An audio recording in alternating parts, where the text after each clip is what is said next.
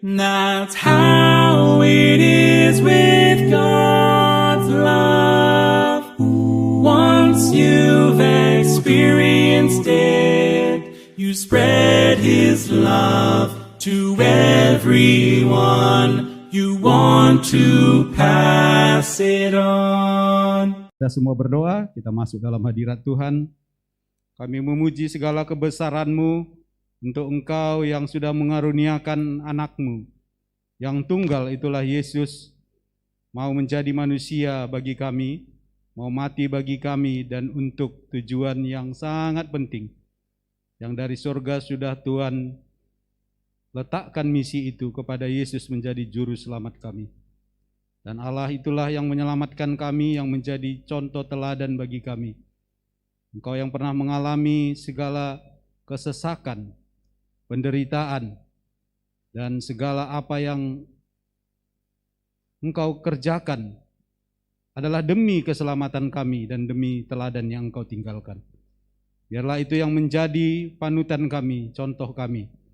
Karena kami bersyukur sudah memiliki Tuhan yang sudah mau mati bagi kami dan yang memberikan jejak-jejak dan teladan untuk kami ikuti ketika kami hidup di tengah-tengah dunia ini.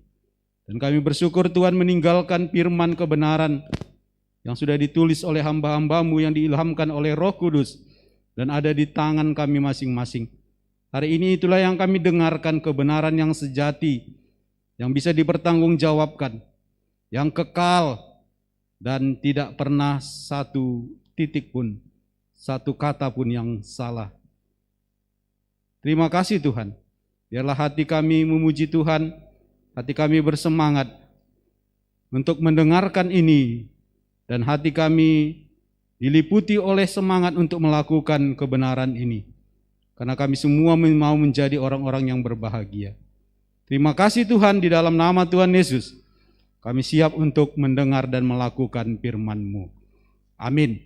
Silakan duduk Bapak Ibu yang di rumah juga. Saya menyapa kita, salam bagi kita semua. Dan selamat beribadah bagi kita yang ada di rumah masing-masing hari ini. Dan dalam masa pandemi ini, biarlah ini menjadi satu ujian bagi kita. Banyak hal dengan hal ini, dengan situasi ini. Apakah kita lebih bersungguh-sungguh lagi datang kepada Tuhan ataupun kita berpengharapan kepada Tuhan?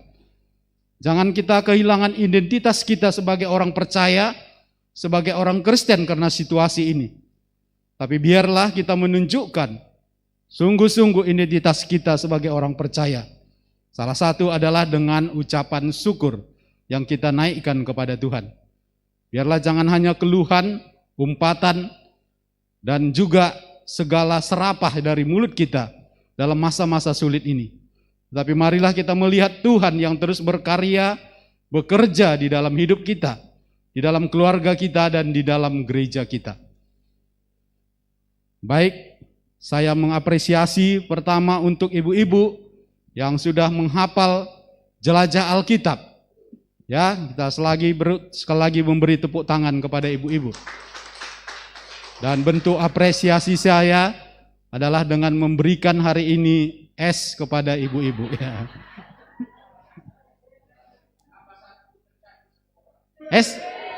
Es enggak ada ya? Oh, kalau gitu gorengan teti ada? Oh, enggak ada juga ya?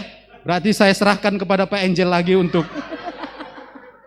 mengambil alih hadiah-hadiah tadi ya. Ya, Pak Angel selalu menyediakan orang-orang yang menghafal. Dia katakan ada akan memberikan pulpen ya. Nanti esnya waktu Maranatha ya.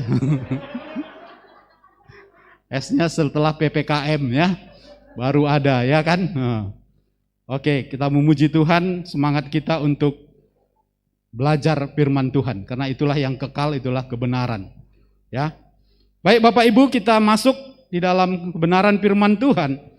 Yang kita ambil hari ini sudah sampai di dalam 2 Tesalonika 1 ayat 1 sampai 12. Mari kita membaca secara bergantian, ayat yang ganjil nanti song leader akan membaca, dan ayat yang genap kita semua, baik yang ada di rumah, semua membaca dan sambil merenungkan firman Tuhan. 2 Tesalonika 1 ayat 1 sampai 12. Dipersilakan, song leader dulu. Dari Paulus, Silwanus, dan Timotius kepada jemaat orang-orang Tesalonika di dalam Allah Bapa kita dan di dalam Tuhan Yesus Kristus. Kasih karunia dan damai sejahtera dari Allah Bapa kita dan dari Tuhan Yesus Kristus menyertai kamu. Kami wajib selalu mengucap syukur kepada Allah karena kamu, saudara-saudara, dan memang patutlah demikian, karena imanmu makin bertambah dan kasihmu seorang akan yang lain makin kuat di antara kamu. Sehingga dalam jemaat-jemaat Allah kami sendiri bermegah tentang kamu, karena ketabahanmu dan imanmu dalam segala penganiayaan dan penindasan yang kamu derita. Suatu bukti tentang adilnya penghakiman Allah yang menyatakan bahwa kamu layak menjadi warga kerajaan Allah, kamu yang sekarang menderita karena kerajaan itu. Sebab memang adil bagi Allah untuk membalaskan penindasan kepada mereka yang menindas kamu, dan untuk memberikan kelegaan kepada kamu yang ditindas, dan juga kepada kami pada waktu Tuhan Yesus dari dalam sorga menyatakan dirinya bersama-sama dengan malaikat-malaikatnya dalam kuasanya di dalam api yang menyala-nyala, dan mengadakan pembalasan terhadap mereka yang tidak mau mengenal Allah dan tidak mentaati Injil Yesus Tuhan kita. Mereka ini akan menjalani hukuman kebinasaan selama-lamanya, dijauhkan dari hadirat Tuhan dan dari kemuliaan kekuatannya. Apabila ia datang pada hari itu untuk dimuliakan di antara orang-orang kudusnya dan untuk dikagumi oleh semua orang yang percaya, sebab kesaksian yang kami bawa kepadamu telah kamu percayai. Karena itu kami senantiasa berdoa juga untuk kamu, supaya Allah kita menganggap kamu layak bagi panggilannya dan dengan kekuatannya menyempurnakan kehendak-Mu untuk berbuat baik dan menyempurnakan segala pekerjaan iman-Mu. Sehingga nama Yesus Tuhan kita dimuliakan di dalam kamu dan kamu di dalam Dia, menurut kasih karunia Allah kita dan Tuhan Yesus Kristus. Demikian firman Tuhan. Berbahagialah orang yang membacakan firman Tuhan, bahkan yang melakukan firman Tuhan. Bapak, Ibu, Saudara-saudara, ini surat yang sama dikirimkan kepada jemaat yang sama atau komunitas orang-orang percaya yang ada di Tesalonika. Pengirimnya sama, kita sudah menyelesaikan 1 Tesalonika, dan ada surat yang kedua yang dikirim oleh trio penulis, yaitu Paulus, Silwanus, dan Timotius. Ditulis beberapa bulan setelah kitab 1 Tesalonika. Artinya tidak begitu lama kelang waktu surat ini datang kembali. Setelah Paulus atau trio penulis menerima kabar bagaimana keadaan jemaat Tesalonika yang dibawa oleh Timotius, lalu dia menulis surat lagi kepada jemaat Tesalonika. Dan tidak begitu banyak, kitabnya hanya 3 pasal. Dan tujuan penulisan pada 2 Tesalonika adalah hanya 2, saya kira. Yang besar adalah yang pertama adalah meluruskan pengajaran yang salah tentang kedatangan Kristus yang kedua kali. Ya, di dalam 2 Tesalonika ayat 3:11 nanti kita melihat bagaimana jemaat ini karena salah pengertiannya tentang kedatangan Yesus yang kedua kali, mereka sudah tidak mau bekerja lagi, bermalas-malasan, dan hanya tinggal menunggu-nunggu kedatangan Yesus yang kedua kali. Membuat etika mereka menjadi salah karena pengertian, pengenalan yang salah tentang kebenaran firman Tuhan. Pasti mempengaruhi. Pengenalan akan mempengaruhi etika kita. Sehingga mereka ditegur waktu itu, supaya mereka mengerti tentang kedatangan Yesus kedua kali ini, bagaimana dan apa yang mereka lakukan. Yang kedua adalah tujuan surat ini yang walaupun hanya 3 pasal, adalah untuk menguatkan, menghiburkan. Bagaimana kita ketahui jemaat Tesalonika dalam 1 Tesalonika 1 ayat 6 adalah mereka berada di dalam penganiayaan dan penindasan yang berat. Jadi ini menghiburkan, menguatkan jemaat yang sedang teraniaya atau mengalami penderitaan karena hubungan mereka dengan Tuhan, karena mereka minoritas di sana. Yang kedua adalah lawan mereka bukan hanya masyarakat di sekitar yang tidak menyukai mereka, tetapi yang lebih lagi adalah kaisar pemimpin sendiri, itu yang menjadi musuh mereka. Sungguh beban mereka sangat berat. Oleh karena itu maka trio ini menulis kembali surat ini untuk menguatkan dan juga menghibur mereka. Apa yang dikatakan trio ini untuk menghiburkan dan juga untuk menguatkan jemaat yang teraniaya. Mungkin keadaan kita saat ini bukan teraniaya seperti jemaat Tesalonika. Mungkin kita tidak mengalami itu dari pemerintahan, mungkin dari sekitar kita, tetapi kita mengalami penderitaan-penderitaan mungkin di dalam kehidupan ini. Mungkin ada juga sebagian mengalami itu. Tetapi mungkin kesulitan penganiayaan yang kita alami berbeda pada masa ini. Kita sedang mengalami apa yang namanya pandemi COVID yang merubah seluruh tatanan hidup kita. Yang merubah seluruh sosial, ekonomi, politik, keamanan. Semua berubah. Kita mengalami mungkin PHK yang begitu besar, jutaan orang. Kita mengalami orang-orang yang kehilangan, orang-orang yang dikasihi oleh Tuhan. Ada suami, ada istri, ada mama, ada papa, ada anak, ada paman, ada tulang yang sudah dipanggil oleh Tuhan dalam masa-masa pandemi ini. Kita mengalami ini. Kita mengalami kesulitan ekonomi yang luar biasa. Oleh karena itu apa kekuatan kita? Apa yang perlu bagi kita? Apa yang menghiburkan kita, yang menguatkan kita? Saya tadi berkata bahwa dalam minggu ini saya juga mengalami duka cita karena ada teman-teman yang saya kenal sudah dipanggil Tuhan. Tiap minggu saya mendengar itu. Tiap minggu saya menerima berita-berita yang seperti itu. Minggu ini saya kehilangan seorang mahasiswa saya yang baru bulan yang lalu dia masuk kepada saya belajar S2. Tapi minggu ini dia dipanggil oleh Tuhan. Saya kehilangan istri daripada beberapa pendeta yang dipanggil oleh Tuhan. Jadi begitu dekatnya maut sudah berada di sekitar kita. Oleh karena itu, apa kekuatan di sini? Saya kira ayat 1 dan ayat 2 bukan hanya sekedar pengantar seperti seorang MC dengan membuka acara dengan pembukaan. Mungkin kata-kata pembukaan. Saya kira bukan. Tetapi ada hal yang penting bagi trio ini dikatakannya adalah apa?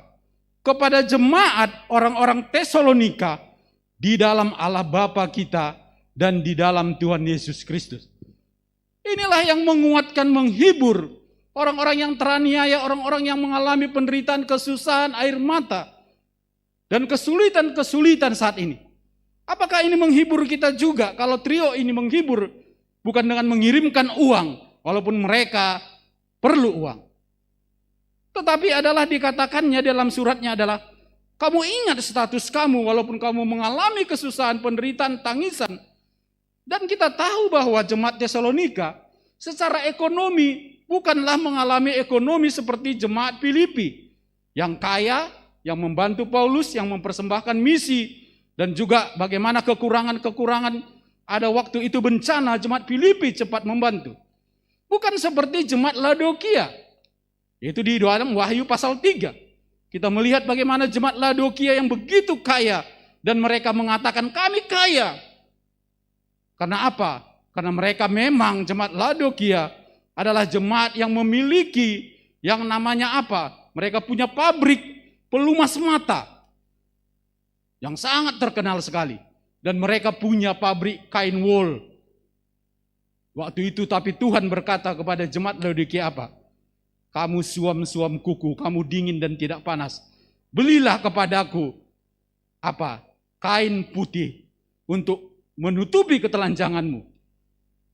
Jemaat yang kaya tapi dikatakan miskin di hadapan Tuhan. Disuruh beli baju putih dari nama Tuhan Yesus. Dan dikatakan, belilah minyak pelumas dari aku, untuk membuka matamu. Saudara-saudara, jemaat Tesalonika adalah secara ekonomi bukanlah jemaat seperti Laodikia, seperti Filipi atau jemaat Korintus. sudah miskin, menderita lagi, dianiaya lagi, kemudian apa lagi yang dialami jemaat Tesalonika? Mereka tidak punya gembala, karena Paulus sudah pergi. Bayangkan saudara-saudara kalau sekarang ini luar biasa semua memuji Tuhan. Setiap jam 9, jam 12, jam 3 apa yang terjadi bagi kita? Jemaat ini. Ada firman Tuhan yang bergema selalu dibuka. Walaupun saya lihat wajah-wajahnya banyak yang belum buka ini ya kan. Banyak sekali yang melupakan itu. Padahal sudah dengan tinggal buka jam 9 sudah ada firman Tuhan yang bergema. Gembala setiap selalu online 24 jam. Kapan dihubungi harus hadir ya kan. Ada komsel, ada pemuritan, ada saat teduh. Tesalonika jemaat itu tidak mengalami seperti itu. Paulus harus menyingkir. Kan kita melihat sejarahnya itu. Apa yang menguatkan dalam situasi seperti itu? Maka ini adalah hal yang perlu. Maka trio ini katakan apa? Ingat jemaat Tesalonika, kamu itu di dalam Allah Bapa. Kamu itu di dalam Tuhan Yesus. Apakah ini menghiburkan, menguatkan kita dan sekaligus menjadi peringatan bagi kita hari ini? Sudah miskin, menderita, belum pula di dalam Allah Bapa. Belum pula di dalam Tuhan Yesus. Betapa menderitanya kita. Kita dikatakan trio ini dan juga mau mengatakan kepada apa? Kepada jemaat ini. Bahwa kita sudah punya pengakuan yang sama. Pengakuan iman yang sama tentang Yesus adalah juru selamat. Dan sebagaimana kita, sebagaimana saya, trio ini sudah menerima Yesus. Bukankah kau jemaat Tesalonika, gereja? Gereja sini bercerita tentang orang-orangnya bukan gedungnya. Bukankah kamu orang-orang Tesalonika sudah mempunyai pengakuan yang iman yang sama kita? Ingat gak status kamu itu? Lupakah kita ini? Kita sudah ada di dalam Allah Bapa, bukan sekedar kata-kata pembuka yang kosong. Tetapi ini penting menguatkan, menghiburkan mereka bahwa status kamu adalah di dalam Allah Bapa kita dan kamu sudah di dalam Tuhan Yesus Kristus. Ini luar biasa status ini, ingat ini. Kamu sudah di dalam Allah Bapa dan di dalam Tuhan Yesus Kristus. Bahkan dikatakan kasih karunia dan damai sejahtera yang sumbernya daripada Allah Bapa kita sudah menyertai kamu. Efesus 2 ayat 8 dikatakan karena kasih karunia kamu diselamatkan oleh iman. Itu bukan hasil usahamu, tetapi pemberian Allah. Dan kasih karunia itu adalah diberikan oleh Allah melalui Yesus Kristus. Cuma-cuma kepada kita, bukan karena perbuatan kita, bukan karena kesetiaan dan kebaikan kita. Tetapi karena Allah yang kaya dengan rahmatnya, itulah yang memberikan itu. Dia mau menjadi manusia, lahir di kandang domba dan mati di kayu salib. Tujuannya apa? Hanya satu, adalah untuk menyelamatkan kita. Dan melalui kasih karunia itu, kita beroleh damai sejahtera. Damai sejahtera yang dikatakan Filipi itu dikatakan damai sejahtera yang melampaui segala akal dan pikiran manusia. Itulah yang menaungi kamu orang-orang yang sudah di dalam Yesus. Apakah kita ingat itu? Apakah masih damai sejahtera itu menaungi kita dengan COVID ini? Atau sudah mumet ini pikiran ini semua dengan semua persoalan? Sehingga kita tidak mengizinkan damai sejahtera itu menguasai kita. Kata-kata yang selalu saya katakan sekarang adalah ini yang saya sering katakan kepada orang-orang yang sedang berduka. Biarlah damai sejahtera Allah yang melampaui segala akal itu akan memenuhi semua keluarga yang ditinggalkan. Pikiran yang terang itulah yang hadir di tengah-tengah. Karena puyengnya berat sekali sekarang pikiran ini. Oleh karena itu Bapak Ibu, kita sama punya penderitaan yang berbeda bentuknya. Tetapi hal yang harus kita ingat, apakah kita sudah punya hubungan pribadi dengan Allah? Apakah kita sudah punya pengakuan yang sama iman kita seperti Paulus, Silwanus, dan Timotius? Bahwa mereka sudah mengakui Yesus itu adalah Tuhan dan Juru Selamatnya. Dan kalau sudah akan menghasilkan apa? akan menghasilkan damai sejahtera yang melampaui segala akal dan pikiran manusia. Itulah yang menyertai kita. Sumber kasih karunia dan damai sejahtera itu hanya ada di dalam Yesus Kristus. Dan itulah sebabnya kita perlu mengakui Dia, perlu menerima Dia. Hai kamu semua yang mendengar hari ini, yang di rumah masing-masing, maut bisa saja kapan memanggil kita. Begitu dekatnya. Tapi yang penting bagi kita adalah, yang perlu kita persiapkan adalah, apakah kamu sudah di dalam Yesus dan di dalam Allah Bapa itu. Itulah yang membuat kita punya hubungan dengan Tuhan secara pribadi. Bukan hanya masuk gereja. Saya tekankan kali, bukan hanya masuk ke gereja, tapi tidak punya hubungan pribadi dengan Tuhan. Jemaat Laodikia dikatakan seperti itu. Kamu suam-suam kuku. Bahkan dikatakan Efesus apa? Bahwa kamu perlu menerima Tuhan Yesus mengetuk hatimu dan engkau masuk. Kan itu kan? Saudara-saudara, ini adalah pengantar yang sangat berbobot yang dikirim oleh trio ini. Ayat 3 dikatakan, setelah itu adalah kami wajib. Trio ini wajib selalu mengucap syukur kepada Allah karena kamu. Wajib hukumnya. Wajib adalah kata perintah membuat trio ini wajib bersyukur. Ya. Wajib kami bersyukur kepada Allah karena kamu. Kita ingat di dalam 1 Tesalonika 1 ayat 3, bagaimana mereka mendoakan jemaat ini supaya tekun dan juga iman dan pengharapan mereka semakin kuat. Tapi setelah mereka mendapati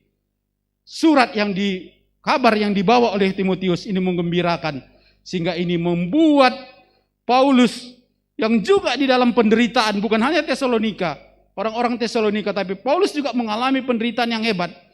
Dia bisa mengucap syukur kepada Allah karena kamu. Minggu lalu kita belajar kesukaan yang disukai Allah adalah apa? Udah lupa? Bersukacitalah, berdoa dan mengucap syukur. Sudah adakah peningkatan dalam minggu ini begitu kita dari hati kita dan begitu kita cepat buka langsung memori kita kalau kita mengucap syukur atau masih sulit? Walaupun sudah dibuat contoh 3 ilustrasi, masihkah juga sulit dalam minggu ini memori kita untuk terbuka untuk mengucap syukur? Enggak ya, sudah mulai meningkat ya. Itu masih mengucap syukur untuk diri kita. Tetapi di sini adalah siapa yang mengucap syukur? Untuk apa? Trio penulis mengucap syukur untuk dirinya, untuk jemaat, untuk orang lain. Untuk orang lain. Nanti kita akan meningkat menjadi ucapan syukur kita adalah karena si Anu ini seperti ini. Aku mengucap syukur. Bukan hanya kepada diri kita, berfokus kepada diri kita. Kami wajib selalu mengucap syukur kepada Allah karena kamu. Apa yang disyukurkan? Dan memang patutlah demikian. Patut ya. Wajib ya mengucap syukur. Karena apa? Karena imanmu makin bertambah. Karena apa? Karena kasihmu seorang akan yang lain makin kuat di antara kamu. Saudara-saudara, bukan hanya mereka bertahan di dalam iman dan kasih. Kalau bertahan saja dengan situasi itu sudah apa nilainya? Ayo kasih kita sebagai guru. Ada orang yang mengalami penderitaan, penganiayaan, ekonomi juga pas-pasan. Tidak ada gembala, tapi mereka bertahan di dalam iman, bertahan di dalam kasih. Sudah apa nilainya? Good? Excellent? Jangan pelit-pelit kali lah. Ya. Excellent, ya. Excellent. Wah, udah excellent. Bayangkan dalam penindasan, kemudian apalagi ekonomi juga lemah. Tak ada lagi gembala. Saudara bersyukur ada gembala yang mendampingi setiap hari ya kan. Dison jam 2 malam pernah WA kan. Mana Dison, Bang Dison? Pernah ya? Pak saya nggak bisa tidur. Dia nggak bisa tidur. Nggak bisa tidur bilang itu. Kan luar biasa itu kan.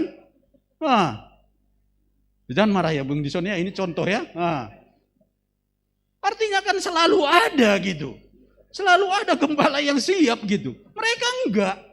Jadi nilainya apa? Enggak bisa tidur melapor gitu. Jadi cemana mau saya kasih obat tidur kah? Atau apa ya?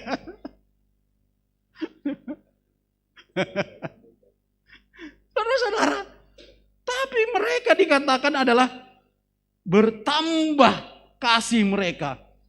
Semakin kuat iman mereka. Wah, nilainya apa ya? A+, excellent, good. Perfect ya, sempurna ya. Bertahan saja pun sudah baik, tetapi apa? Justru makin bertumbuh, bertambah. Sampai-sampai saya kira trio ini pun di luar daripada apa yang mereka pikirkan hasilnya itu. Sangat mereka terkejut. Ya. Dikatakan di sini adalah iman mereka makin bertambah dan kasih mereka akan yang lain apa? Makin kuat di antara kamu. Jadi bukan hanya 1-2 orang tapi ini banyak ini. Semua mengalami pertumbuhan, mengalami yang namanya peningkatan. Tidak ada yang stagnan hidup ini. Kerohanian ini. Iman ini enggak menetap datar saja. Tetapi harus meningkat. Ya kalaupun ada sekali gini, tapi loncakannya naik lagi, ya kan? Harusnya begitulah. Apa alasan kita tidak bisa bertumbuh kalau gitu? Kita masih makan semua? Ya kan? Masih diberkati, anak-anak bisa sekolah, ada di sini yang sudah putus sekolah? Ada di sini yang puasa karena tidak makan? Tidak ada, Pak. Tidak ada, ya kan? Bahkan makin diberkati, kita bersyukur. Kita selalu bersaksi. Jemaat ini semakin diberkati dalam hal apapun. Kerohanian, berkat-berkat jasmani, kitalah yang paling banyak diberkati dalam COVID ini.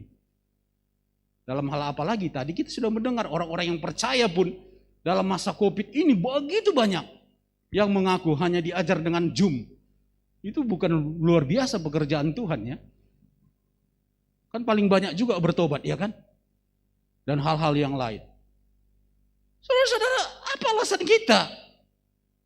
Ayo bilang dulu sama temannya dulu, apa alasan kamu gak bertumbuh? Coba dulu. Tanya dulu, tanya. Nah, tanya dulu. Apa alasanmu tidak bertumbuh, imanmu tidak semakin kuat kasihmu? Bandingkan dengan jemaat ini.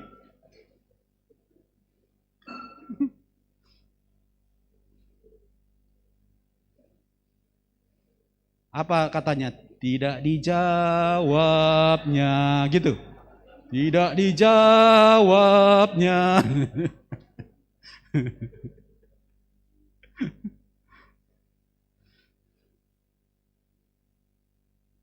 Berarti tidak ada alasan. Ya kan gitu kan? Bertahan pun tadi kita sudah katakan good. Tetapi justru di dalam penganiayaan, di dalam situasi itu, maka saya bilang, ini ujiannya dalam COVID ini, apakah kita benar-benar semakin dekat dengan Tuhan? Ataukah kita semakin jauh daripada Tuhan? Apakah iman kita makin bertambah dan kasih kita kepada akan yang lain makin kuat, artinya semakin melimpah. Bukan karena kaya. Ya, kita mendengar satu kabar yang sangat saya merenungkan dengan kabar itu, viral itu, tentang siapa? Alkiditio ya. Alkiditio yang menyerahkan uangnya 2 triliun. Wah, ini luar biasa ini. Saya membaca itu, saya merenungkan, apa ini ya gitu. Menyerahkan hartanya 2 triliun itu berapa miliar itu? 2.000 miliar. Orangnya sudah tidak ada lagi, tapi dia meninggalkan pesan. Kalau suatu saat bangsa ini mengalami kesusahan yang luar biasa, ini akan kuserahkan kepada bangsa ini. Ya, saudara, banyak orang paling kaya di dunia ini. Ada Bill Gates, ada orang-orang yang terkaya, tapi tidak pernah menyumbangkan sampai 2 triliun. Dia menyerahkan itu. Dan bukan kepada seluruh Indonesia, tetapi Sumatera Selatan untuk mengatasi COVID ini. Dia orang Kristen. Wah, saya terkagum-kagum membalikkan semua pandangan dunia, pandangan kita tentang kekristenan. Dan dia bilang ini untuk semua umat. 2 triliun. Apakah kita harus seperti itu baru bisa menyalurkan kasih? Hah? Nunggu sampai 2 triliun kita sampai Maranatha pun? Ya. Apakah seperti itu baru kita tunggu kan gitu kan?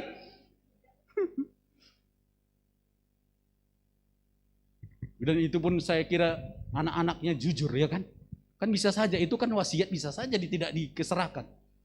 Tapi dia serahkan itu, dana itu. Wah kita kagum ya.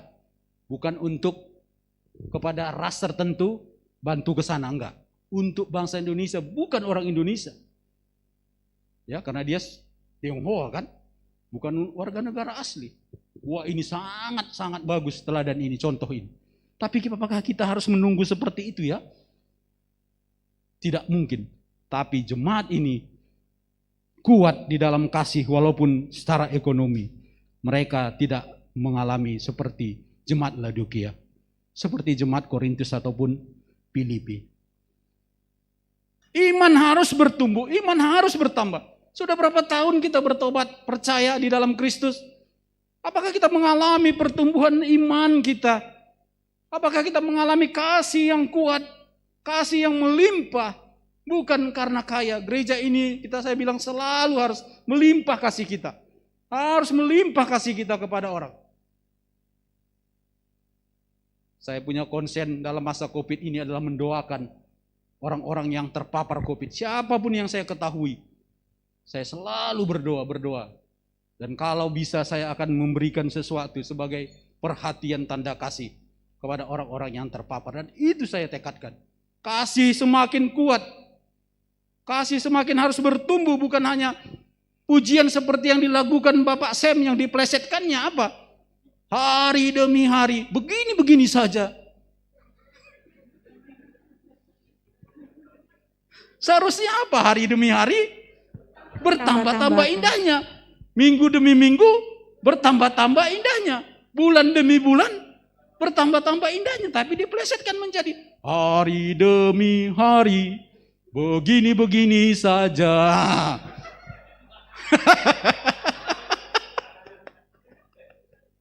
Tahun demi tahun bertambah pertobatan, kan umur pertobatan. Tapi tetap aja begini-begini saja. Jauhlah sekiranya pencobaan itu pada saudara ya. Harus nyanyikan dengan benar, bertumbuh, betapa indahnya kan gitu kan. Jangan begini-begini saja. Kalau begini-begini saja memang bosan hidup ini ya kan. Makan tempe saja pun sekarang membuat apa? Darah tinggi kan. Jangan pikir makan daging darah tinggi, makan tempe terus bisa membuat darah tinggi ya kan. Maaf yang jual tempe ya, bukan ini. Karena apa? Karena setiap hari pagi, siang, sore buat darah tinggi, marah suaminya. Tempe saja kau kasih. Jadi kan naik darah tingginya kan ya. Karena emosi, karena tempe terus. Jadi itu begini-begini saja kan gitu kan. Ayo ini walaupun ini apa perlu menjadi perenungan bagi kita ya kan. COVID Pak, tidak ada alasan. Mereka juga mengalami. Ekonomi Pak, tidak. Penganiayaan Pak, tidak. Ini mereka bertumbuh dalam iman dan dalam kasih. Sehingga trio ini mengucap syukur. Dan sehingga dalam jemaat Allah kami sendiri bermegah tentang kami. Ya wajar ya trio ini bermegah ya. Jangan konotasi negatif selalu dengan kata bermegah ya. Bermegah untuk diri sendiri mungkin nggak boleh. Tapi untuk orang lain karena pekerjaan Tuhan di dalam dia bekerja. Kasih yang bekerja di dalam jemaat ini. Iman yang bertumbuh di dalam jemaat ini. Saya bermegah melihat jemaat ini karena Tuhan. Karena Tuhan. Ini yang dilakukannya. Jadi dia mengapresiasi. Kalau jemaat yang seperti ini wajar gitu. Bermegah tentang kamu. Karena apa? Karena ketabahanmu dan imanmu dalam segala penganiayaan. Dan penindasan yang kamu derita. Mereka tabah. Tabah artinya di sini bertahan di dalam penderitaan itu. Ya, Jangan sedikit-sedikit ada sudah ngambek. Ya, saya bilang sudah sering SKT dengan Tuhan. Nah, karena udah kebiasaan SKT kan. Nah, suami istri sering SKT, jadi sama Tuhan pun sedikit-sedikit SKT kan. Kalau ada nggak cocok di hati, nggak jangkapi Tuhan ya kan. Ya nggak jangkapi kan, kalau dia nggak bersat teduh kan SKT kan. Ah, hari ini nggak sat teduh, kenapa? Iya, SKT sama Tuhan ya kan. Ah, berkawan aja sama Tuhan, ya kasih tangannya ya kan. Kawanlah, berkawan anak-anak aja gitu kan. Ya. Inilah yang apa? Ketabahanmu perlu tabah, perlu tekun, perlu sabar untuk menanggung penganiayaan dan penindasan yang kamu derita. Dan dikatakannya penghiburan juga, mulai ayat 6 dikatakan, sebab memang adil bagi Allah untuk membalaskan penindasan kepada mereka yang menindas kamu. Engkau mungkin pernah mengalami ketidakadilan oleh dunia ini. Engkau pernah mengalami ketidakadilan di dalam hukum. Dan orang-orang menindas kamu. Tetapi ingat bahwa kalau dunia mengatakan apa? Mata Tuhan tidak tidur. Saudara pernah itu kata dunia kan? Atau bahasa apa itu? Bahasa Latin apa ya? Sare-sare apa itu? Gusti ora sare. Yaitu yang dikatakan Ahok kan gitu kan? Itu kan adalah bahwa mata Tuhan tidak tidur gitu. Ini firman Tuhan adalah kebenaran. Dikatakan bahwa memang adil bagi Allah untuk membalaskan penindasan kepada mereka yang menindas kamu. Dan juga ayat 7 dikatakan penghiburan untuk memberikan kelegaan kepada kamu yang ditindas dan juga kepada kami pada waktu Tuhan Yesus dari dalam sorga datang. Penghiburan kepada mereka dikatakan, ingat bahwa Allah itu tidak tidur. Allah itu terus matanya melihat siapa yang menindas kamu. Bagaimana kamu diperlakukan tidak adil. Karena kebenaran kamu tertindas karena dan sebagainya kamu alami. Ingatlah bahwa mata Tuhan tidak tidur.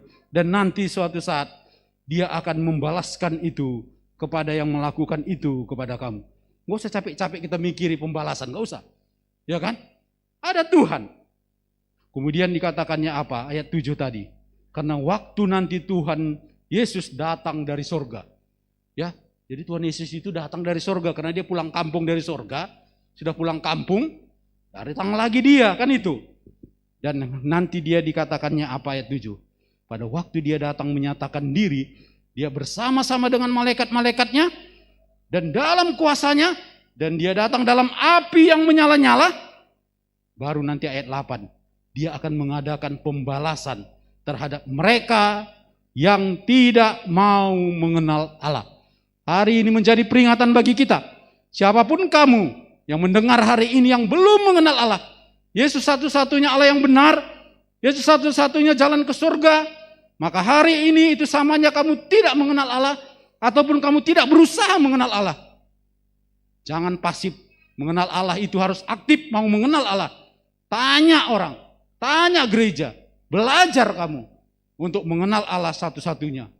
Dan kalau kamu tidak mengenal Allah, waktu Yesus datang kedua kali, apa dikatakannya di sini? Ayat 8. Apa? Dan mengadakan pembalasan terhadap mereka yang tidak mau mengenal Allah. Kemudian apa? Yang tidak mau peduli mentaati Injil Yesus Kristus. Sudah dibilang Yesus itu jalan satu-satunya keselamatan.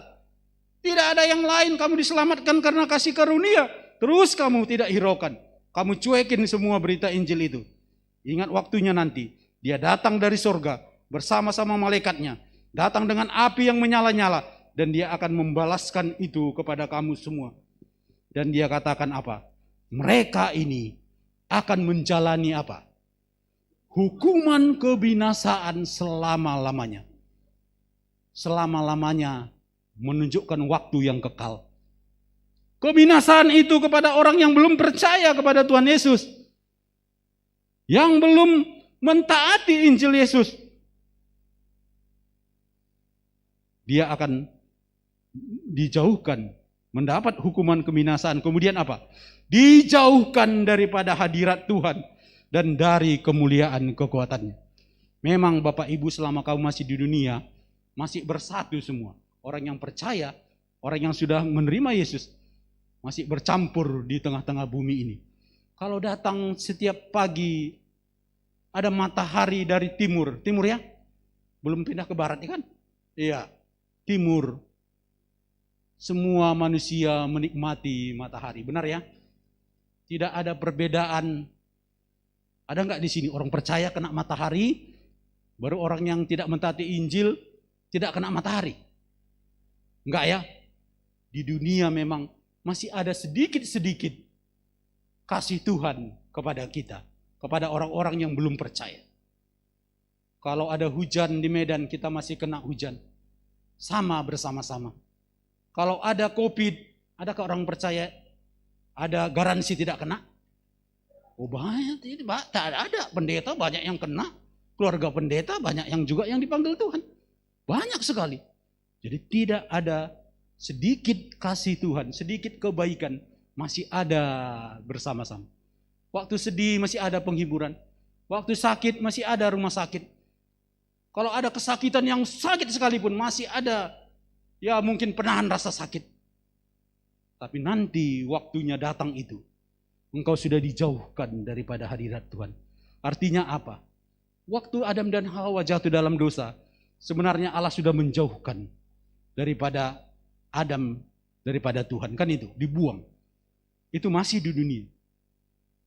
Tapi nanti Allah sudah jauh daripada engkau. Engkau dijauhkan. Bukan hanya kita mengalami api, tetapi juga adalah tidak ada lagi Tuhan dan tidak ada hadirat Tuhan lagi dengan kamu. Secuil pun tidak ada lagi kasih, tidak ada kebaikan lagi. Kalau di dunia masih ada secuil, sedikit, masih ada kebaikan-kebaikan dan kita masih sama di sini. Tetapi nanti ada pemisahan, secuil pun tidak ada kebaikan Tuhan lagi untukmu. Kalau engkau tidak mentaati Yesus Kristus, tidak menerima Yesus Kristus. Inilah yang dinamakan apa itu penghakiman, apa itu neraka. Dijauhkan dari hadirat Tuhan. Jauh, tidak ada Tuhan di situ. Dan dikatakan adalah apa? Tidak ada kemuliaan Tuhan. Dan ini mau menggambarkan bagaimana mengerikannya sekali sebenarnya metafora-metafora ini. Supaya sebenarnya lebih lagi nggak bisa digambarkan. Tapi seperti dikatakan kamu jauh dijauhkan dari hadirat Tuhan. Dari kemuliaannya. Ya kan? Kalau masih di bumi ini kamu masih ada sedikit-sedikit lah dapatlah. Tapi nanti tidak ada lagi ya. Tidak ada lagi kasih Tuhan. Wah, kita melihat di sini Allah yang seperti teganya ya kan? Selama ini kan Allah yang baik, yang adil dan sebagainya. Tapi pada waktunya nanti secuil pun dia tidak akan beri kebaikan apa-apa pada orang-orang yang belum percaya. Tidak ada kebaikan Tuhan sedikit pun nanti kalau dia datang yang kedua kali. Apa dia datang pada hari itu untuk dimuliakan, ayat 10. Di antara orang-orang kudusnya, bagi orang-orang yang percaya mentaati Injil adalah menjadi hari yang dimuliakan dan juga adalah hari-hari yang dikagumi, ayat 10. Begitu kita kagum nanti karena Allah datang dengan segala kemuliaannya. Saya aja membayangkannya, aduh indahnya. Ya kan? Dan juga ayat 7 di tadi. Kita kembali, dia akan memberikan apa? Kelegaan. Bahasa Inggrisnya dikatakan rest, istirahat. Capek kali kamu sudah dalam penderitaan ini. Sekarang istirahatlah kamu ya. Gitu. Istirahat kamu. Sudah capek. Ada waktunya akan berakhir itu. Ada kelegaan itu. Dan sekarang pun sudah kita nikmatinya sebenarnya. Kalaupun belum di surga, benar enggak? Belum pun sampai ke surga sudah kita menikmati kelegaan-kelegaan itu kan? Bersama dengan Tuhan ini. Inilah firman Tuhan. Apakah ini menguatkan? Apakah ini menghiburkan? Bagi jemaat Tesalonika? Bagi kita hari ini? Apakah kita menantikan kedatangannya itu sebagai hari kemuliaan dan hari kelepasan atau kelegaan? Ataukah hari yang menakutkan karena dia akan mengadakan pembalasan kepada kita? Karena kita belum sampai hari ini sudah menjadi orang Kristen, belum percaya kepada Yesus. Kita hanya masuk sebagai warga gereja tapi belum masuk punya hubungan secara pribadi dengan Tuhan. Secara organisasi bukan, tapi hubungan yang intim punya relasi dengan Tuhan. Sehingga Tuhan tadi berkatakan bahwa Karena aku punya hubungan, maka sekarang tugasku adalah siapa yang menganiaya engkau, aku akan mengadakan pembalasan. Kalau enggak, bukan dia dianiaya, kenapa dia yang memberi pembalasan? Bukan orang Kristen yang dianiaya, kenapa Saulus dikatakan Tuhan? Saulus, Saulus, mengapa engkau menganiaya aku? Kan gitu. Karena hubungan kita dengan Tuhan itu menghasilkan dia tanggung jawab atas kita. Bagaimana hubungan itu terjadi? Datanglah kepada Yesus. Terimalah dia sebagai Tuhan dan Juru Selamatmu. Dia adalah Allah satu-satunya Allah yang benar. Karena ada saatnya kalau tidak nanti, dia akan datang membawa pembalasan dan membawa api yang menyala-nyala. Mari kita berdoa. Mari kita memikirkan firman Tuhan ini sungguh-sungguh. Yang di rumah, yang mendengar semua dalam kanal YouTube ini. Apakah engkau sudah ada di dalam Kristus dan Kristus sudah ada di dalam kamu?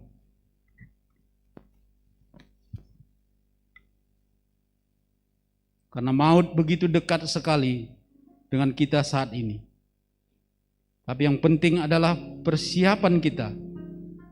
Bahwa apa kita sudah punya hubungan dengan Tuhan. Karena kasih karunia melalui Yesus Kristus diberikan di kayu salib. Karena dia berkata, karena begitu besar kasih Allah akan dunia ini.